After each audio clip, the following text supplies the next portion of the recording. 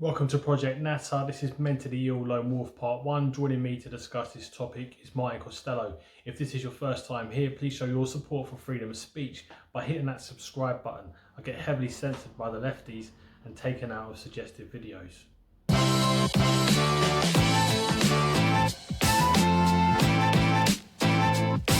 Right, Martin. Thank you very much for having me, David. It's always a pleasure to see you. Likewise. Thanks very much for your time. So there's been so much racism and hatred being perpetuated over the past few weeks. And we've now seen SNP's Hamza Yusuf in an explosive racist rant about white people. I don't know if you've seen it. Have you seen it? I have. I was absolutely appalled for it. It was just white all the way through it. I mean, only a genuine racist would notice the colour of someone else's skin. Disgusted by it. Right, let's take a quick look at the clip now so the viewers can have a look exactly what he said. Most senior positions in Scotland are filled almost exclusively by those who are white. Take my portfolio alone. The Lord President, white. The Lord Justice Clerk, white. Every High Court judge, white. The Lord Advocate, white. The Solicitor General, white. The Chief Constable, white. Every Deputy Chief Constable, white. Every Assistant Chief Constable, white. The head of the Law Society, white. The head of the Faculty of Advocates, white. Every prison governor, white. And not just justice. The Chief Medical Officer, white. The Chief Nursing Officer, white. The Chief Veterinary Officer, white. The Chief Social Work Advisor, white. Almost every trade union in this country headed by people who are white. In the Scottish Government, every Director General is white. Every chair of every public body is white. 95% of Scotland, white. What do you make of it, Ryan? It just oozed with racism, didn't it? Once again, we see an attack on the white person, like it's someone's fault that because they're in that position that they shouldn't have it because of the colour of their skin. You know, we've said that it always should be the best person for the job to get it. And as I said earlier, only a real racist would notice the colour of someone else's skin, like he'd been doing. You know, he's take a look in the mirror, you know, and see who the real racist is. You got something interesting as well with the mayors and that. Would you mind reading that out so we can just have a look at that? Well, I mean, he's suggesting that you know, non-white people aren't in positions of authority. But I mean, let's just take a look at a few mayors in office across the country. You know, London's got one, Birmingham, Leeds, Blackburn, Sheffield, Oxford, Luton, Oldham, Rochdale. And even recently in my hometown in Swindon, we had a Muslim mayor. So, you know, what on earth is he talking about? And when we look at the percentage of population who are Muslim, it's significantly less. So I'd say they've certainly overachieved if you look at the facts here. Yeah, it's very interesting that you bring that up because, you know, if we were to go to Yusuf's mother's homeland of Pakistan, I wonder how many white people are in office in Pakistan. Or his father's homeland of, I believe, Kenya. How many white people in office in Kenya? So, very good question. Yeah, well, it's a question that needs to be answered, mate. You know, we're seeing this anti-white rhetoric every day of the week now. To be quite frank with you, I'm absolutely sick of it. I'm getting really pissed off listening to it. Exactly. We've all had a belly full for it now, and they're making us feel guilty about the colour of our skin, and that's what really sickens me. You know, we weren't born to be asked this colour, but we accept everyone for who they are. So why start bringing into race into things? It's just dragging us back 50 years. You know, we live in the most diverse and tolerant country in the world, and people like him are just undoing all that hard work. Well, they are indeed, and I'll tell you what, the media have got their part to play in this as well. I mean, you know, we're constantly seeing this anti-white rhetoric on the news, and also the way the news portray, you know, what I refer to is jihad, Islamic extremist terrorist attacks. Every time there's an attack, they're instantly branded mentally ill, mentally ill lone wolves. And but we saw it in Glasgow immediately after the attack in Glasgow. This was what was said. So let's take a look at this quickly from Sky News. Bear in mind, this is the same scumbag that drove nearly 500 miles to Dominic Cummings' elderly parents' house to harass them. So let's take a look at this clip. That housed many asylum seekers and refugees who were decanted there from other properties in Glasgow just before the coronavirus pandemic. There was much discontent among them at the state of the accommodation, the food that were being offered, poor Wi-Fi, bad contact to family members back home. And they made the point that during the coronavirus crisis, they weren't afforded the ability to socially distance. So, wow, I mean, Mike, what do you make of that then, mate? Well, you know, I mean, he has got a point, hasn't he? I mean, wouldn't you be go on a killing rampage if you had bad Wi-Fi? It's just beggars belief, isn't it? I mean, this guy as well could have well come over on a dinghy into Dover, got driven up to into Glasgow on a luxury coach, and you know we're supposed to be happy about this. You know, we have to pay for all this. We've got to pay for all the carnage that's happened after. You know, when are the British government going to start making us safe again? That is their primary objective, and they failed again. It was disgusting what's happened.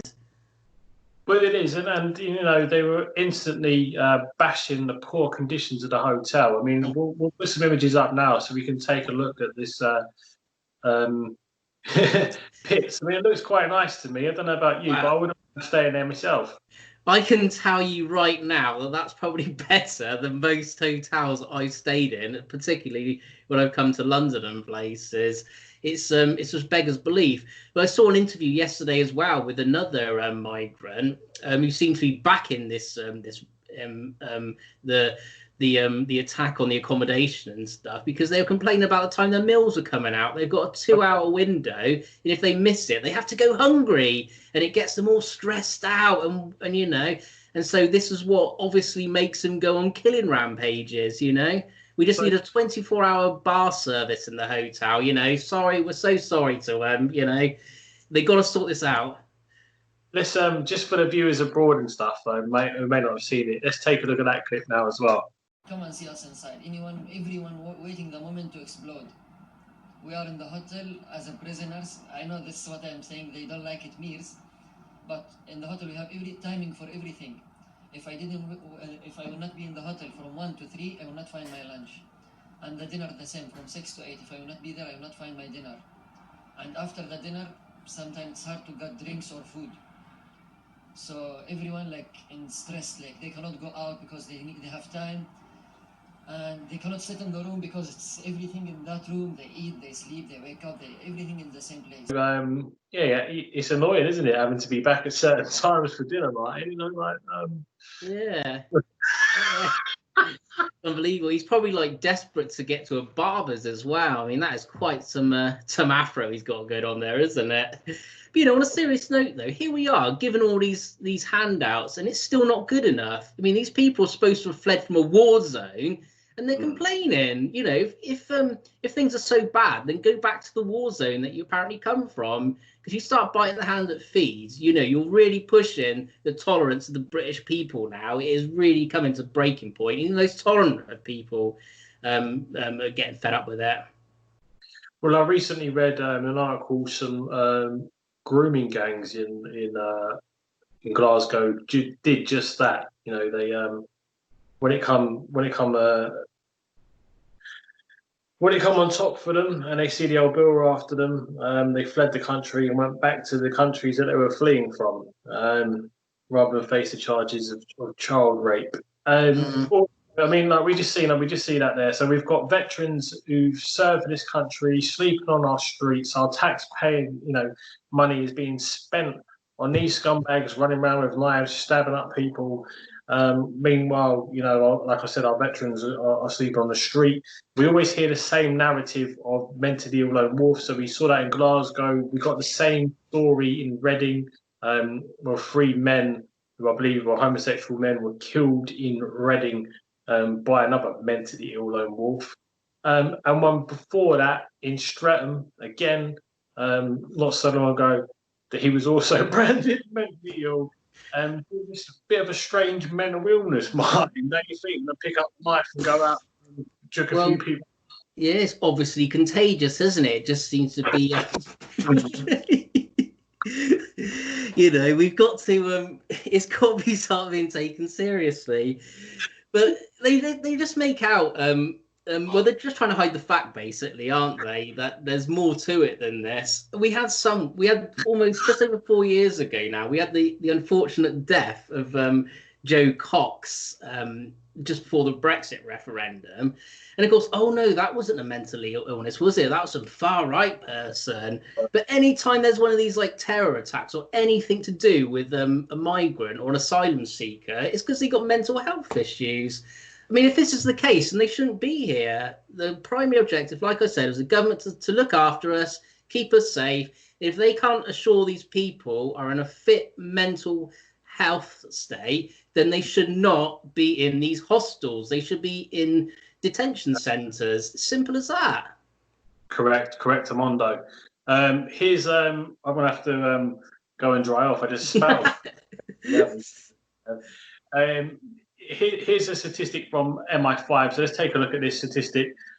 So basically, there are 43,000 people who are considered a potential terrorist threat. Okay, 43,000 people on a watch list. Now, of course, not all of them are jihadists or whatever. I hear it's about 93%. But even so, whatever. So it's 43,000 on a watch list. There was some statistics released in 2015 from the MOD, the SDSR 2015 Defence Keithbacks showed that full-time military personnel, including Navy, Air Force, Army, etc., for 2020 be 144,200 personnel. And for the reserves would be 35,060. So the 43,000 obviously dwarfs the 35,000 already.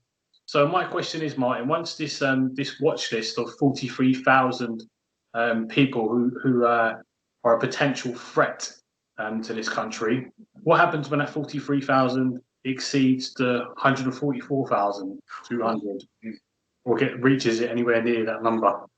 What happens then? Well, the gap is quickly between the two are coming together. I mean, I was actually quite shocked, actually, of those stats of our military. When you think about it, I think we rescued more from Dunkirk back in 1940. It's absolutely horrifying. It wouldn't take much now for these people to mobilise, and suddenly you've got a big army there. And if they actually run it in a military fashion, they could become a serious threat to our very safety. You know, it's got to be looked at. It's going to become a huge problem soon. We're going to literally be outnumbered by these radical people who hate us. They hate our culture. They hate our way of life. They hate our heritage. They absolutely hate us. If they mobilise together, they could cause us serious problems. Something's got to be done now, and we can't keep letting people in. Many of these people coming across in the dinghies into Dover, we just don't know anything about them. You know, they could be absolutely anyone. That's why they need to be sent straight back. They've got to do it now. They've got no business being over in. If we can't protect our borders, we live on an island, then what hope have we got of doing anything else? Absolutely livid by it. Well, we saw it in the Philippines in the south. It was only a few years ago. I don't know if you remember. There was fighting going on in the south of the Philippines for about 5 months. And it was a struggle with the Muslim community rising up against the Christians that so basically, the fight went on for about 5 months. They even got fighters in. They got ISIS fighters in from Syria. They were flying out from Syria and Iraq out to the south of the Philippines to help them with the fight, help them with the jihad. And eventually, the president of the Philippines signed a peace treaty with them, effectively giving them control of that island. Wow. It was I've got it written down here, see if I can pronounce this, Mindando's island or something. So they were fighting the Moro Islamic Liberation Front Gosh. for 5 months, and then eventually they ended up signing over. So what's the difference with us? Are we not? Exactly. No, how do we know they're going to here? Exactly. I mean, we know one thing about these people: they're not happy unless they're fighting all the time, you know. And that's the difference between us and them. They've got no place in our cultural society. These people come over, got no interest in integrating whatsoever. It's not immigration; it is an invasion, and this threat's got to be taken seriously. We can't allow our basic fundamental values to be overridden like this, you know. And we spoke earlier about the people coming into councils, overtaking councils of things, who are in the much minority, but seem to have gain a lot of power. And we should be concerned by this. You know, something that none of us ever asked for, and we certainly don't want it. And you mentioned about these ISIS fighters going off abroad fighting. They're getting experience from that, you know. It's no difference like the German fighter pilots in World War II when they fought in the Spanish Civil War leading up to it, you know. These people gain an experience, and we could be in serious trouble in the future if this threat isn't taken seriously. Well, I think you're right. I think we will be in serious trouble. You know, we let in over 400 jihadists return from Syria. Now, I myself, and I'm pretty sure you have, I've seen some of the videos that have come out of Syria. I've seen the beheadings, I've seen the torturing, I've seen the murdering, I've seen the rapes, I've seen what they get up to. They film it so you can see what they get up to. And I've seen it with my own eyes. And to allow those people back, you'd have to be completely out of your mind. You know, I would that. You know, you wouldn't want them living next door to me, let alone down the street. I don't want them in the same country. Well, exactly. We need and to another point as well. You've got all the LGBT community and all that saying, you know, all working together saying, "Oh, no to Islamophobia and all this." But do these people not understand that if we were to start losing our freedoms to such people, they'll be the first ones executed? You know, they don't realise that in these Middle Eastern countries, a lot of people are executed for being homosexual. You know, and that's why this whole pride thing as well becomes a bit of a mockery, when they should they've got equal values, but they should be out protesting against foreign embassies that execute people on their sexuality. You know. Otherwise, they're just making a noose for their own necks if they don't rise up and help see and expose the potential dangers. Yeah, but the reason that they align with them because they have a common enemy. The left also hate the British culture, the identity. Exactly. We see them break down the family unity. So for them, you know, it's just a band of common enemies fighting together. So I mean, that's what it all boils down to. But it's just interesting when you look at the figures and the facts that are released by the government. You know, you can't argue with these. The questions need to be answered. Absolutely, but they never are. They seem to brush them on the carpet. We see they've got no interest in controlling our borders at all. It just makes a mockery of what people have been voting for. And it makes you wonder if there's something more sinister going on behind us, you know? Because I can tell you now, the British people, they're not being put first. You know, they're trying to dilute our culture. And because British people are a big pain to them, I'd imagine. And this is the way they try to undo our culture. Well, it's a shame the way things go. It's a bit concerning, and there are questions that need to be answered. I don't think it's definitely not going to be the last time we hear of another mental health, mentally ill, lone wolf. You know, it's a never-ending story. We're going to keep seeing the same thing over and over again. But let us know what you think, viewers. Please comment below. Obviously, moderate your comments. We don't want to get you banned from social media or whatever. So, but please comment below. Let us know your thoughts. Let us know what you think. You know, and let us know what you think of the comments that were made by Hamza Yusuf, the SNP MSP. What he was saying there. I mean, I think it's insulting. I think it's a racist rant, personally. Hate speech. Well, thanks again for your time, Martin. I really appreciate it. Thanks for having me. We'll touch base soon, and Please don't forget to like, share, and subscribe. And thank you very much for watching. Take care, Martin. Take care.